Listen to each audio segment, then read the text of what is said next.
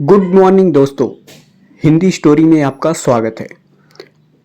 महान व्यक्ति हर दिन पैदा नहीं होते, वे एक सदी में एक बार पैदा होते हैं और आने वाले सहस्त्र शताब्दियों के लिए याद किए जाते हैं।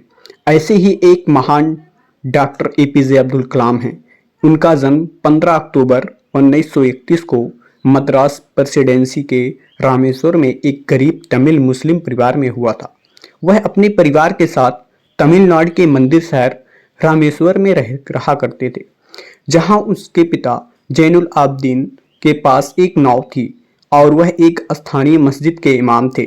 वहीं उनकी मां आसिया अम्मा एक गृहिणी थी। कलाम के परिवार में 4 भाई और एक बहन थी, जिसमें से वह सबसे छोटे थे।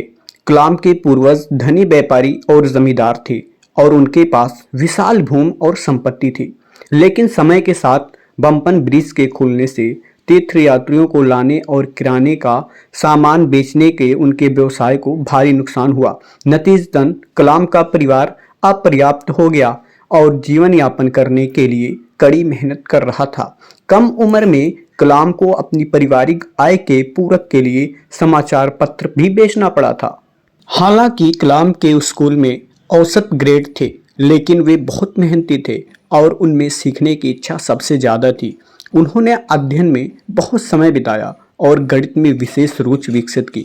कलाम ने अपनी प्रारंभिक शिक्षा पूरी करने के बाद सोल्जर हायर सेकेंडरी स्कूल छोड़ दिया और सेंट जोसेफ कॉलेज तिरुचिरापल्ली चले गए। सेंट जोसेफ कॉलेज से उन्होंने 1954 में भौतिकी में स्नातक उपाधि प्राप्त की।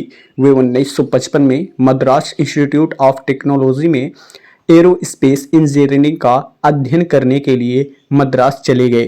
कलाम ने अपनी स्नातक की पढ़ाई पूरी होने के बाद 1960 में डीआरडीओ के वैमानिकी विकास प्रतिष्ठान में एक वैज्ञानिक के रूप में शामिल हुए। उनके कैरियर की शुरुआत एक छोटा होवरक्राफ्ट डिज़ाइन करने से हुई। हालांकि वह डीआरडीओ में नौकरी के अपने विकल्प से आश्वस्त नहीं था।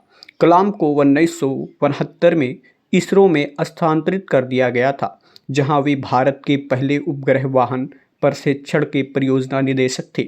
उपग्रह वाहन ने जुलाई 1980 में रोहिणी उपग्रह को सफलतापूर्वक पृथ्वी की कक्षा में स्थापित किया।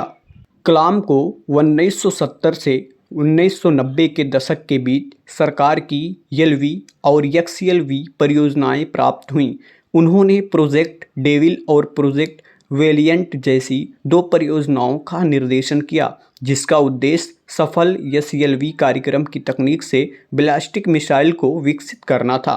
कलाम ने किसी तरह इंदिरा गांधी को आश्वस्त किया और इन एरोस्पेस परियोजनाओं के गुप्त धन की मांग की। उनके शोध और अपार ज्ञान ने उन्हें और देश को 1980 के दशक में महान ख्याति दिलाई।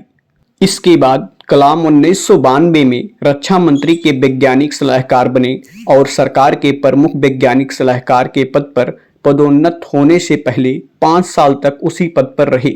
देश के 1998 के परमाणु हथियारों के प्रशिक्षण में उनकी अपार भूमिका ने भारत को एक परमाणु शक्ति के रूप में मजबूत किया। कलाम अब एक राष्ट्र नायक बन गए थे। उन्हें आने वाले युगों तक याद किया जाएगा। हालांकि उनके द्वारा किए गए प्रशिक्षणों ने अंतर्राष्ट्रीय समुदाय में भारी हंगामा मचाया।